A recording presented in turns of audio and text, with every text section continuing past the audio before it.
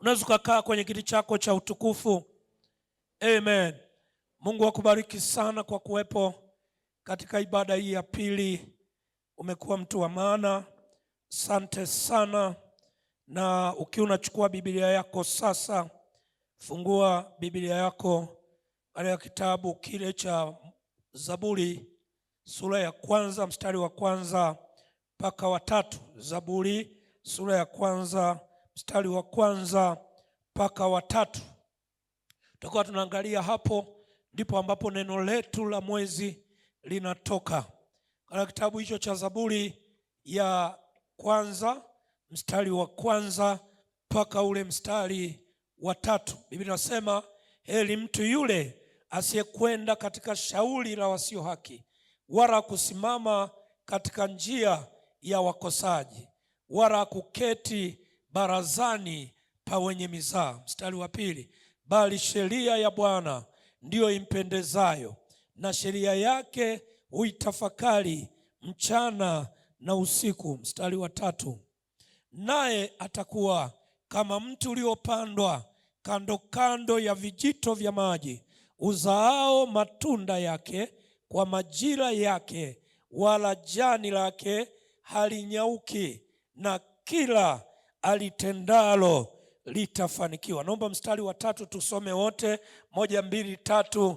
Naye atakuwa kama mti uliopandwa kando kando ya vijito vya maji, uzaao matunda yake kwa majira yake, wala jani lake halitanyauka, na kila alitendalo litafanikiwa. Haleluya. Katika andiko hili tunalolisoma katika ibada hii, ndio neno letu la mwezi Mungu ametupa kutokea hapo. Neno la mwezi linasema tunaingia katika agano la mafanikio. Mwezi wa pili ni mwezi wetu wa kuingia katika agano la mafanikio. Kuingia katika agano la mafanikio. Tunaingia katika agano la mafanikio. Katika andiko hili tulilolisoma inazungumza kitu cha ajabu sana. Na unapoanza kutafsiri neno agano ni nini? Neno agano ni neno la kisheria ambalo linahusisha pande mbili. Unapozungumza wakati wowote agano, linahusisha pande mbili. Kuna upande wa mwanadamu na kuna upande wa Mungu. Lakini unapokuja kwenye sheria inaenda mbali. Kuna kitu kinaitwa mkataba. Wakati wowote unapofanya mauziano fulani, kuna mkataba unaandikwa ya kwamba mimi fulani namuuzia mtu fulani gari yangu hii, au mimi fulani namuuzia mtu fulani shamba langu hili. Ni mkataba, ni maneno ya kisheria ambayo yameandikwa katika kuthibitisha hilo ambalo linafanyika. Ndio maana pale chini panakuwa na sahihi ya muuzaji, sahihi ya mnunuzi, saini za mashahidi, kuonyesha kwamba kulikuwa na watu ambao pia walikuwa wanahusika katika kuhakikisha ule mkataba au lile agano linakaa sawa sawa. Sasa tunapozungumza katika ulimwengu wa roho, tunaposema tunaingia katika agano la mafanikio, maana yake kuna upande wa mwanadamu, lakini pia kuna upande wa Mungu. Kuna eneo ambalo Mungu anahusika nalo moja kwa moja, na kuna eneo ambalo mwanadamu anahusika nalo moja kwa moja. Hauwezi ukaingia kwenye mkataba wa mafanikio au agano la mafanikio kama yale unayotakiwa kufanya haujafanya. Lazima uwe na uwezo wa kufanya uliotakiwa kuyafanya, alafu ndio Mungu naye anakuja kufanya yanayomtaka yeye afanye. Kwa ndio maana tunasema neno agano ni neno la kisheria, neno la kisheria ambalo linatumika, linalohusisha pande mbili. Hasa leo tunapozungumza habari ya kuingia agano, maana yake kuna eneo la sisi kufanya, alafu kuna eneo la Mungu kufanya. Sasa wakati unapoingia kwenye agano la mafanikio, kuna mambo mawili ya lazima. Jambo la kwanza ambalo Mungu analisema katika maandiko haya ni lazima uweze kuishi maisha matakatifu. lazima uweze kuishi maisha matakatifu. Twende tuangalie mstari wa kwanza. Mstari wa kwanza pale anasema, ni heri asiyekwenda katika shauri la wasio haki, wala kusimama katika baraza la wenye mizaha. Maana yake hicho ndio kigezo namba moja ambacho kinamqualify mtu au kinampa sifa mtu ya kwanza kuingia katika agano la mafanikio, kwamba ni lazima kwanza aishi maisha matakatifu. Ngoja niseme hapa, watumishi wa Mungu tumeitwa kuishi maisha matakatifu. Ukristo wetu lazima uongozwe na utakatifu. Bwana asifiwe. Hatutakiwi tuishi maisha ya chenga chenga. Hatutakiwi tuishi maisha ya dhambi. Hatutakiwi tuishi maisha yasiyo na njia iliyonyoka. Maana tuna Wakristo leo kanisani, wanaingia kanisani lakini maisha yao ni ya dhambi, maisha yao ni maovu. Lakini tunaposoma andiko hili, anasema ni heri yule mtu ambaye haendi kwenye shauri la wasio haki, wala kusimama katika baraza la wenye mizaha. Kwa nini? Kwa sababu Mungu wetu ni mtakatifu, na tunaona katika maandiko mengine anasema mtakuwa watakatifu kwa sababu mimi Mungu ni mtakatifu. Kwa hiyo nataka nikwambie, kama unataka kuingia katika agano la kufanikiwa, jambo la kwanza lazima ukae mbali na dhambi. Dhambi isitajwe kwako, dhambi isiwe sehemu ya maisha yako. Usiishi maisha ya dhambi, ishi maisha ya utakatifu. Na ninavyokuambia, kuna maagano mengi huku duniani, na wengine wanaingia katika maagano ya kishetani huko, lakini sisi agano letu ni la utakatifu, ili Mungu aweze kufanya mambo makubwa, ili Mungu aweze kutenda katikati ya maisha yetu. Lazima tuishi maisha matakatifu, lazima tuchague kuishi maisha matakatifu. Na ndio maana Biblia inasema watakatifu walioko duniani hao ndio walio bora. Nataka niseme na mtu leo ya kwamba Bwana amekuita kuwa mtakatifu. Sema amina. Kadri siku zinavyoendelea, watu wanaanza kupoteza ujasiri. Tunaanza kuingiliwa na doctrine ambazo sio za kwetu. Watu wanasema hamna aliye mtakatifu, hakuna aliye na haki. Nasema hivi, Mungu amesema watakatifu walioko duniani ndio walio bora, ambao ni wewe na mimi. Lazima tuishi maisha matakatifu. Hakuna namna tutaingia mbinguni. Hatuingii mbinguni kwa sababu tunasali kanisa la Kipentekoste. Hatuingii mbinguni kwa sababu tunasali Assemblies of God. Tunaingia mbinguni kwa sababu tumeoshwa kwa damu ya mwana kondoo. Hiyo ndio inayotupa sifa ya kuwa watu wa Bwana. Na ndio maana nimekuja kumuita mtu leo katika madhabahu hii ya kwamba ishi maisha matakatifu, kwa sababu watakatifu walioko duniani Bwana anapendezwa nao, ambao ndio wewe. Dhambi isitajwe kwako, mabaya yasitajwe kwako, kila aina ya uovu usitajwe kwako. Haleluya. Afadhali ndugu yangu amedisplay andiko, watakatifu walioko duniani ndio walio bora, hao ndio niliopendezwa nao. Mungu apendezwi na kila mtu anaishi huku duniani, anapendezwa na watakatifu. Na mimi ninakutia moyo mwanangu ya kwamba ishi maisha matakatifu. Ninajua maisha matakatifu yana gharama, ninajua maisha matakatifu yanakufanya ukose vingi, lakini utakosa vingi vya duniani. Mbinguni utaenda, maana tiketi ya mbinguni ni utakatifu, sio cheo, sio nini kwamba sijui ni mchungaji. Ni utakatifu. Ukiwa mtakatifu, mbinguni unaenda. Haleluya. Kwa hiyo ishi maisha matakatifu. Kwa hiyo tunaona katika andiko letu la msingi, katika ile Zaburi ya kwanza mstari wa kwanza, anasema heri watu ambao hawajakaa katika shauri ya wasio haki. Hao watu ndio ambao wanaweza wakaingia katika agano la mafanikio. Lakini kama unaishi katika hiyo hali ya tembea katika shauri ya waovu au shauri la wenye mizaha, nataka nikwambie hakuna mahali unaenda. Na leo Bwana anakuita ya kwamba utakiwi utembee katika njia ya wakosaji. Na neno la Bwana linasema anayeficha dhambi hatafanikiwa. Na ndio maana niko hapa kukuombea ya kwamba unataka uingie katika agano. Ishi maisha matakatifu. Anasema katika kitabu cha Mithali, afichaye dhambi yake hatafanikiwa. Hakuna mafanikio ndani ya dhambi. Ili uingie katika agano la mafanikio, lazima uishi maisha matakatifu. Sema amina.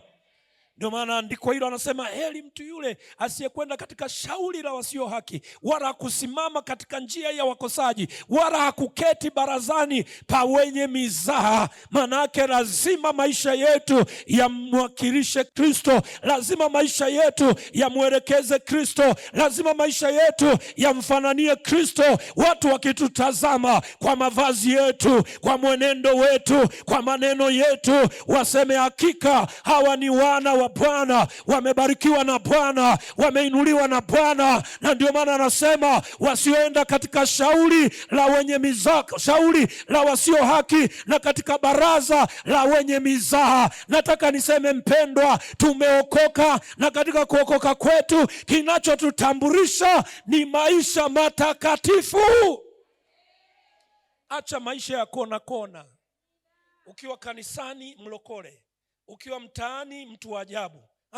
Hayo ni maisha ya kinyonga. Sisi maisha yetu yamenyoka. Maisha tunayoishi hapa ndio tunayoishi mtaani. Maisha tunayoishi nuruni ndio tunayoishi gizani. Hatuchanganyi mafairi. Mwambie jirani yako usichanganye mafairi. Kuna watu wanachanganya mafairi. Unakuta huko anaelezewa namna ambayo mpaka watu wanaogopa. Alikuwa anatusimulia hapa katika ibada ya jioni siku moja, mwalimu wetu Samuel anasema kuna mahali walienda kuhubiri, alafu wakasikia kama huyu ameokoka basi na sisi tumeokoka. Maana maisha ya huyo mtu hayawakilishi Kristo. Ili maisha yako yamwakilishe Kristo, ni maisha matakatifu. Agano la mafanikio liko katika utakatifu. Sema amina. Na najua hizi amina nitazilazimisha, maana ukizungumza utakatifu wapendo hawapendi. Wanapenda pokea magari, pokea TV. Ishi maisha matakatifu. Hakuna namna unaenda bila maisha matakatifu. Ndio maana anasema heri mtu yule ambaye haendi katika shauri la wasio haki. Na ameniletea lile andiko, afichaye dhambi zake hatafanikiwa, bali yeye aziungamaye na kuziacha atapata nini jamani? Rehema. Kwa lazima uishi maisha ya kumpendeza Bwana. Lazima uishi maisha matakatifu. Agano la mafanikio la kiungu linahusisha maisha matakatifu. Sema amina. Lazima uishi maisha matakatifu. Lakini jambo la pili liko katika mstari wa pili. Lazima uongozwe na neno la Bwana. Lazima uongozwe na neno la Bwana. Usiishi vile dunia inasema, usiishi vile watu wanasema, ishi vile neno linasema. Ongozwa na neno la Bwana. Ni muhimu sana. Ndio maana tunaona katika maandiko anasema aliye dhaifu aseme nini jamani? Nina nguvu. Ndio neno la Bwana. Ongozwa nalo hilo. Aliye mgonjwa aseme nimepona. Lazima uliishi neno la Bwana. Wakati mwingine tunakwama kuingia katika agano la mafanikio, huwa tunaangalia mazingira, tunaangalia yanayotuzunguka. Kwa mwisho wa siku tunashindwa kuingia kwenye agano. Lakini lazima neno la Bwana liwe kiongozi cha maisha yako. Angalia mstari wa pili, anasema bali sheria ya Bwana ndio impendezayo, na sheria yake uitafakari usiku na mchana. Bwana asifiwe. Sheria ya Bwana ndio impendezayo. Huyu mtu anayeingia katika agano la mafanikio, kinachompendeza ni sheria ya Bwana, na hiyo ndio anaitafakari usiku na mchana. Ngoja nikwambie mpendwa, ya kwamba lazima uongozwe na neno la Bwana. Katika Zaburi ya 119 mstari wa 105 anasema neno lako ni taa ya miguu yangu. Nataka nikwambie mpendwa, ya kwamba ukiongozwa na neno la Bwana, kufanikiwa ni lazima. Haijalishi wamesema nini, haijalishi mazingira yamesema nini, haijalishi wanaokuzunguka wamesema nini. Yawezekana hata kama wamekusemea maneno mabaya, lakini ukiongozwa na neno lazima ufanikiwe, lazima uinuliwe, lazima uende viwango vingine, kwa sababu neno la Bwana ni taa ya miguu yako. Ukitembea kwenye biashara utakuwa na neno la Bwana, ukitembea kazini utakuwa na neno la Bwana. Ukitembea kwenye miradi utakuwa na neno la Bwana. Hilo linakuwa taa na chanzo cha mafanikio yako. Nataka nikwambie mpendwa, katika agano unahitaji neno la Bwana likubadilishe. Na ashukuriwe Bwana, ametupa neno ya kwamba 2026 tunathibitishwa, tunatembea na hilo neno. Hatujali mazingira yanasema nini, hatujali watu wanasema nini, hatujali kila kitu kinasema nini, lakini tumelijua neno na sisi tunatembea katika agano la kufanikiwa. Tunasema Bwana atatuongoza kwa neno lake. Neno lake ni taa ya miguu yetu. Nasema mwanangu, fanikiwa katika kila unalolitenda. Fanikiwa kwenye biashara, fanikiwa kwenye ndoa, fanikiwa kwenye kazi, fanikiwa kwenye masomo, kwa sababu neno la Bwana limekutangulia. Haleluya. Anasema mtu huyo anaitafakari, anapendezwa na sheria ya Bwana. Mimi sijali anaonizunguka, sijali wanaonizunguka. Bwana amesema ataniinua, Bwana amesema atanibariki, Bwana amesema ataniponya, Bwana amesema atanitendea, Bwana amesema atanitokea. Na mimi natembea na neno la Bwana. Asema amina. Luka sura ya 5 mstari wa 5. Luka sura ya 5 mstari wa 5. Ukiangalia andiko hilo katika kitabu cha Luka, ni mtumishi wa Mungu Petro amefanya kazi ya kutafuta samaki, lakini samaki hawajapatikana. Anamwambia Yesu, lakini kwa neno lako, kwa neno lako nashusha nyavu, kwa neno lako. Kwa nini? Kwa sababu anajua neno la Yesu, neno la Bwana ndio kila kitu, ndio chanzo cha mafanikio. Wakati mwingine tumepoteana kwa sababu neno la Bwana hatujalipa kipaumbele. Wakati Mungu aliposema na maisha yetu, tumeacha kutii yale ambayo Mungu amesema na sisi, na mwisho wa siku tunajikuta hatuingii kwenye agano la mafanikio, kwa sababu kuna namna ambavyo tunaenenda kinyume na neno la Bwana. Hebu angalia hilo andiko. Biblia inasema Simoni akajibu akamwambia, Bwana mkubwa, tumefanya kazi ya kuchosha usiku kucha tusipate kitu, lakini kwa neno lako nitazishusha nyavu. Kwa neno la Kristo anasema nitazishusha nyavu.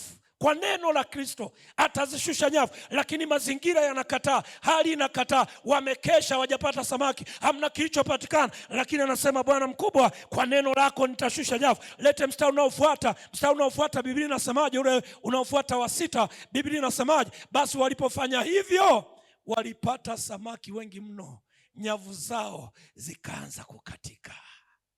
Unapolifuata neno la Bwana, unapoongozwa na neno la Bwana, lazima ufanikiwe katika maisha yako.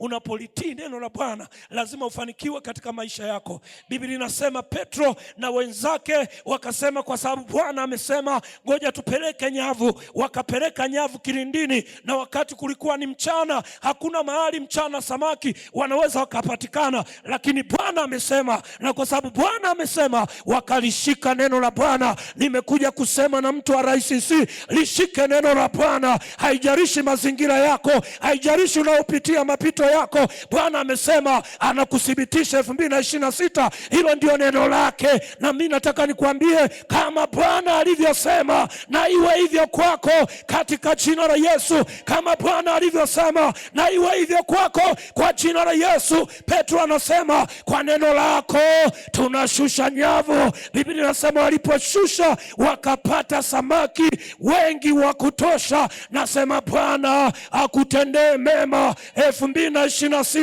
Kwa neno lake uthibitishwe kila kona, uthibitishwe kila mahali. Bwana akupeleke viwango visivyo vya kawaida. Bwana Yesu asifiwe. Unapoangalia maandiko haya, unapokuja mstari wa 3, naomba ile Zaburi tafadhali. Mstari wa 3 tunaanza kuona matokeo ya mtu ambaye anatembea katika agano la mafanikio. Mstari wa 3, nataka niseme au matokeo kwa haraka. Matokeo ya mtu anayetembea katika agano la mafanikio. Tokeo la kwanza ambalo tunaliona katika hilo andiko ni kustawi. Anasema naye atakuwa kama mti uliopandwa kando kando ya vijito vya maji. Atakuwa kama mti uliopandwa kando kando ya vijito vya maji. Mti uliopandwa kando kando ya vijito vya maji ni tofauti sana na mti uliopandwa mbali na maji. Hayawezi yakafanana. Mti uliopandwa kando kando ya vijito vya maji full time una majani. Mti uliopandwa mbali na maji kuna wakati unapukutisha.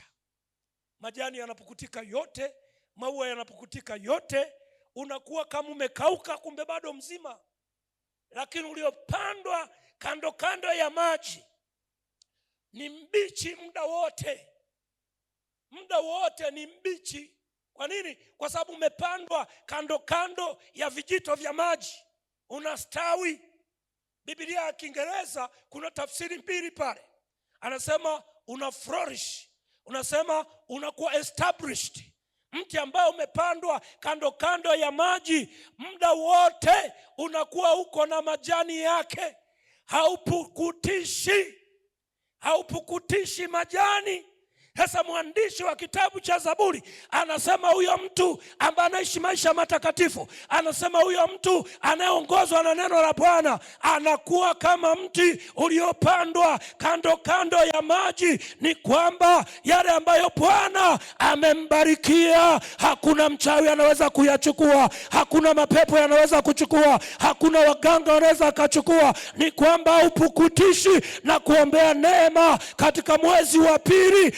Usipukutishe mafanikio yako yawe ya juu sana. Kila itwapo leo tukuone unaenda hatua mbele. Bwana kuwezeshe usirudishwe nyuma kwa hatua zako. Uwe kama mti uliopandwa kando ya maji, na kuombea hiyo neema katika jina la Yesu, ya kwamba Bwana akustawishe ndani ya mji wa Mbeya, ya kwamba Bwana akustawishe katika kazi yako, katika biashara yako, katika shamba lako, katika masomo yako. Nasema uwe kama mti uliopandwa kando ya maji. Ustawi sana mpaka adui washangae, ustawi sana mpaka ndugu zako washangae. Watakapokuuliza maswali ni nini, utasema kwa sababu nimekuwa kama mti uliopandwa kando ya maji. Nasema Bwana akupe hiyo neema ya kustawi. Nasema Bwana akupe hiyo neema ya kustawi. Stawi katika jina la Yesu aliye hai. Ustawi katika kile eneo la maisha yako. Ustawi katika kile eneo la maisha yako. Ninakuombea neema usiwe na afya ya mgogoro. Ninakuombea neema usiwe na afya ya mgogoro.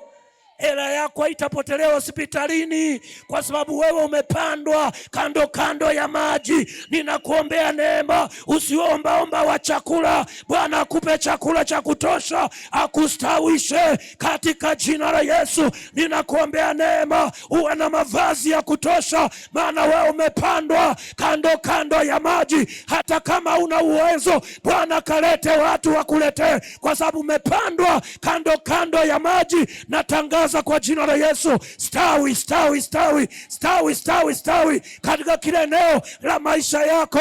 Biashara yako istawi, shamba lako listawi, mifugo yako istawi, kazi yako istawi, afya yako istawi katika jina la Yesu aliye hai. Umepandwa kando kando ya mito ya maji, hauwezi kupukutisha. Kwa hiyo mtu huyu aliyeingia katika agano la mafanikio ni mtu wa kustawi. Na wewe nakuombea uwe mtu wa kustawi. Mwezi wa pili ukastawi, kuanzia tarehe ya kwanza leo, tarehe ya pili mpaka ile ya mwisho sijui 28, 29, utoke umestawi. Baraka yako isipukutishwe. Isipukutishwe. Inapofika mwisho wa mwezi usiseme mbona kama hela zangu zimepungua. Ziongezeke. Inapofika mwisho wa mwezi usiseme mbona kama nimekonda. Unenepe. Nasema Bwana akustawishe. Nasema Bwana akustawishe. Ustawi kwa jina la Yesu. Lakini jambo la pili kama tokeo la kuingia katika agano la mafanikio, jambo la pili la muhimu ni kuzaa kwa wakati. Kuzaa kwa wakati. Kuzaa kwa wakati ni muhimu sana, kuhakikisha unazaa kwa wakati. Nilikuwa naongea na watu wa ibada asubuhi ya kwamba baraka yoyote inapokuja kwa kuchelewa haina maana. Mimi sitaki niwe na baraka ambayo wengine ndio wataishuhudia wakati mimi sipo. Nataka baraka zangu nifurahie mimi mwenyewe. Nataka baraka zangu ni enjoy mwenyewe. Na leo nataka nitangaze ya kwamba wewe ni mtu wa kuzaa kwa wakati.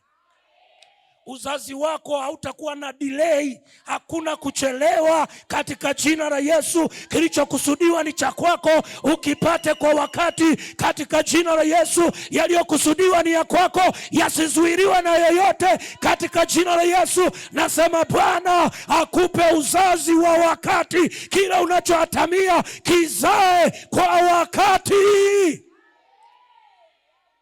Kwa wakati. Sio ujenge nyumba ndio umezeka. Una miaka 70 ndio unaanza kuishi kwenye nyumba yako. Hapa kwenye 35 hapa kwenye 30 hapa kwenye 40 ndio unatakiwa ukae kwenye nyumba yako. Ndio unatakiwa uendeshe gari lako. Ndio unatakiwa ufanikiwe katika kila maeneo yako. Nasema Bwana akupe uzazi wa wakati katika jina la Yesu. Bwana akupe uzazi wa wakati katika agano la mafanikio. Baraka zetu ni za wakati katika agano la mafanikio. Uzazi wetu ni wa wakati. Pokea hiyo neema katika jina la Yesu. Si unapata gari, macho yote hayaoni, ndio kwanza unachukua miwani, alafu unaanza kwenye gari unaona kama nyota. Na kuombea neema ya kwamba baraka yako iwe ya wakati. Na kuombea neema ya kwamba kila ambacho Bwana amekikusudia ukipate kwa wakati. Nasema uwe na uzazi wa wakati. Haleluya. Leta lile andiko mstari wa 3 pale, stanza ya pili mstari wa 3. Angalia ule mstari wa 3 anasemaje? Mstari wa 3 tafadhali. Anasema uzao wa matunda yake kwa majira yake. Nitafsiri kidogo hili neno majira yake. Majira ni tofauti na muda. Nataka nikutofautishie kidogo, maana Biblia zetu za Kiswahili nazo zina mambo yake. Kuna season and times. Muda ni times. Majira ni seasons. Muda unahusisha sekunde, dakika, saa, siku, wiki, mwezi. Umenielewa vizuri darasani? Tugonge. Amenipa hapa. Inahusisha vitu hivyo nilivyokuwa na vitaji. Sekunde, naomba wote tuseme sekunde, dakika, saa, siku, wiki, mwezi, mwaka. Hiyo ni time. Sasa baraka ambazo Mungu anataka wewe uzizae sio za sekunde, sio za siku, sio za saa, sio za mwaka, sio za mwezi.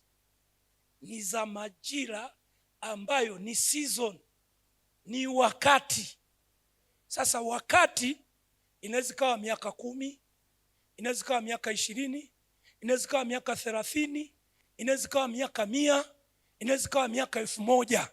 Sasa mimi ninavyozungumza habari ya wewe kuzaa kwa wakati, ninamaanisha uzae mfululizo, uzae kwa kiwango cha juu, uzae kiasi ambacho watu wanaporudi kukuchungulia wanafikiri umeacha kuzaa, wanakutumezaa tena, wanakutumeongezeka tena, wanakutumebarikiwa tena, wanakutunapanda tena, wanakutunasonga tena, wanakutunapaa juu tena. Seasons. Yani wakati wote wewe umebarikiwa. Mwambie jirani yako wewe ni mbarikiwa. Wa nyakati zote, wa majira yote. Bwana Yesu asifiwe. Ndio maana anasema ya kwamba uzao matunda yake kwa majira yake. Nataka niseme mtu aliye katika agano la mafanikio anazaa kwa wakati. Na mimi nimekuja nitangaze, yoyote uliyejambatanisha na madhabahu hii, Bwana anasema katika mwezi wa pili anatuingiza kwenye agano la mafanikio la kuzaa kwa wakati. Nasema hautachelewa katika uzazi wako, hautachelewa katika baraka zako, hautachelewa katika kufanikiwa kwako, hautachelewa katika kuinuka kwako. Chochote unachotakiwa kuwa nacho leo, Bwana akupe leo. Chochote unachotakiwa kumiliki leo, Bwana akumilikishe leo. Wewe unayetaka shamba ulipate kwa wakati, wewe unayetaka ndoa uipate kwa wakati, wewe unayetaka gari upate kwa wakati, wewe unayetaka mtoto upate kwa wakati. Chochote unachohitaji, Bwana akupe neema ya kuzaa kwa wakati, na kila ulitendalo litafanikiwa. Upate uzazi wa wakati. Usiwe na baraka iliyochelewa. Usiwe na baraka iliyochelewa. Kwa naongea na baba yangu mmoja, aliniambia kitu kimoja cha ajabu sana. Asa, Matondo, nimefanya utumishi wangu kwa Mungu. Miaka yangu yote ya huduma imekuwa ni miaka ya mateso. Lakini namshukuru Mungu kwamba nimemaliza utumishi, watoto wangu wameyabariki maisha yangu. Mimi sikufurahia kama unavyofurahia wewe. Mimi niliona Mungu sio dhalimu kiasi hicho. Kwa nini baba wa watu hangaiki miaka yote, alafu ambako hiyo baraka sio ya muhimu sana ndio anaendelea nayo? Unaendesha gari unatakiwa ende 120, unaenda 40. Speed ya 40 ndio unatembea nayo. Mpaka kila mtu anakupigia honi. Huyu anaendeshaje V8 na speed ya 40? Kumbe wakati umepita. Nasema Mungu akupe neema, upate baraka yako kwa wakati. Upate baraka yako kwa wakati. Mungu akutendee mema. Nyumba utakayoijenga uingie kwa wakati. Neno la Bwana linasema watajenga nyumba, wengine wataikaa. Nasema sio wewe. Wewe utajenga na nyumba yako utaikalia. Utazaa watoto, faida zao utaziona. Chochote utakachokitenda kitakuletea faida, kwa sababu wewe ni mti ambao unazaa matunda yake kwa majira yake, kwa majira yake. Katika jina la Yesu Kristo, hakuna mradi utauanzisha utaishia njiani, utaukamilisha kwa macho yako, kwa sababu wewe uko katika agano la mafanikio. Nasema zaa kwa wakati kwa jina la Yesu. Nasema zaa kwa wakati kwa jina la Yesu. Ule mradi uzaliwe kwa wakati, ile biashara izaliwe kwa wakati, ile mradi uzaliwe kwa wakati. Bwana akupeleke kiwango kisicho cha kawaida. Uthibitishwe na Bwana, uthibitishwe na Bwana. Nasema Bwana akutendea hayo mema. Kwa hiyo mwezi wa pili ni mwezi wetu wa kuzaa kwa wakati. Haleluya. Tutazaa kwa wakati. Yaani kila kitu tutakipata kwa wakati. Tutabarikiwa kwa wakati. Tutainuliwa kwa wakati. Tutatendewa miujiza kwa wakati. Hakuna kuchelewa. Mwambie jirani yako hakuna kuchelewa. Jambo la tatu namalizia. Mtu aliye katika agano la mafanikio, tokeo lake la tatu ni mafanikio katika maisha yake. Ile stanza ya 3 katika andiko lile tuliokuwa tunasoma, stanza ya 3 pale. Naomba uniletee hilo andiko. Stanza ya 3. Angalia katika hilo andiko. Anasema wala jani lake halitafanyeje? Halitanyauka. Jani lake, huo mti uliopandwa kando kando ya mto wa maji, jani lake alinyauki. Sasa niyo nimeelezea kwenye utangulizi. Mti uliokaa nje ya maji unapukutisha, lakini mti uliostawi uko kwenye kando ya maji, unapata maji kwa wakati. Anasema jani lake halitanyauka. Nimekuja niseme na mtu hapa, baraka yako haitanyauka. Hatutakutazama wewe tuliyekutazama miaka 10 iliyopita alafu ndio umeharibika zaidi. Tutataka kukuona miaka 10 ijayo sio mtu wa kawaida, ni mbarikiwa. Anasema huo mti hautanyauka, na mimi nasimama kama nabii wa Bwana, nasema hiyo kazi haitanyauka, nasema hiyo biashara haitanyauka, nasema hicho jambo haitanyauka, kwa sababu Bwana atakuwa upande wako. Natangaza kwa jina la Bwana kama nabii wa Bwana, usinyauke.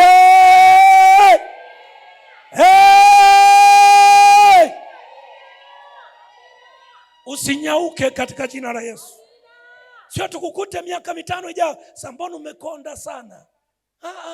Tukikukuta miaka 5 ijayo Eliudi, tukute karibu na wananchi imesimama, anasema kwa kweli Eliudi amebarikiwa. Haitanyauka. Anasema haitanyauka. Na mimi natangaza leo, baraka yako haitanyauka. Baraka yako haitapeperushwa, baraka yako haitaondoshwa, baraka yako haitachukuliwa, baraka yako haitaondoshwa. Hata kama wamekusanyana, Bwana atapigana hivyo vita. Hata kama wamejipanga, Bwana atasimama upande wako. Nasema hautanyauka kwa jina la Yesu Kristo. Baraka zitakuwa juu yako, mafanikio yatakuwa juu yako, neema itakuwa juu yako, kibali kitakuwa juu yako, uwezesho utakuwa juu yako, nguvu za Bwana zitakuwa juu yako. Stanza ya mwisho. Unasimama nisijaribiwa kukuhubiria tena. Stanza ya mwisho hii. Anasema, naomba tuseme wote 1 2 3, na kila alitendaro. Ningekuwa ndio wewe ningeanza kudansi. Na kila alitendaro litafanikiwa. Mgeukia jirani yako ukiwa umesimama, mwambie kila ulitendalo mwezi wa 2 litafanikiwa. Kila ulitendalo litafanikiwa. Kila ulitendalo litafanikiwa. Biashara yako itafanikiwa, kazi yako itafanikiwa, watoto wako watafanikiwa, ndoa yako itafanikiwa, chochote ufanyacho kitafanikiwa, hatua zako zitafanikiwa, mawazo yako yatafanikiwa, ndoto zako zitafanikiwa, maombi yako yatafanikiwa, na kila ulitendalo litafanikiwa. Natangaza mafanikio kwa jina la Yesu. Natangaza mafanikio kwa jina la Yesu.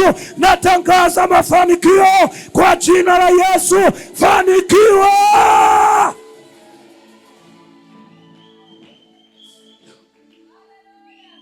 Fanikiwa. Fanikiwa. Fanikiwa. Fanikiwa. Fanikiwa. Fanikiwa. Hey! Lolote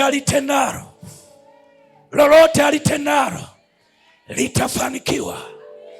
Katika agano la mafanikio tunatangaza kwa kila mtu wa madhabahu hii, lolote alitendaro litafanikiwa. Lolote ulitendaro litafanikiwa. Lolote ulitendalo litafanikiwa. Natamka kwa jina la Yesu, fanikiwa. Fanikiwa. Kama kuna kitu chochote kimesimama, Bwana akifanye kitembee. Kama kuna kitu chochote kimekufa, Bwana akifufue upya. Tunaingia katika agano la mafanikio. Lolote ulitendalo litafanikiwa. Lakabasaya. Likabasakataya. Inua mikono yako. Inua mikono yako. Sema, Bwana Yesu, ninaingia katika agano la mafanikio. Mafanikio ni kila kitu katika maisha yangu. Katika jina la Yesu, hakuna atakayenizuia. Hakuna kitakachonizuia katika kuingia agano la mafanikio. Katika jina la Yesu, nitazaa kwa wakati. katika jina la Yesu. Nitastawi katika jina la Yesu. Nitafanikiwa katika jina la Yesu. Kila nilitendalo litafanikiwa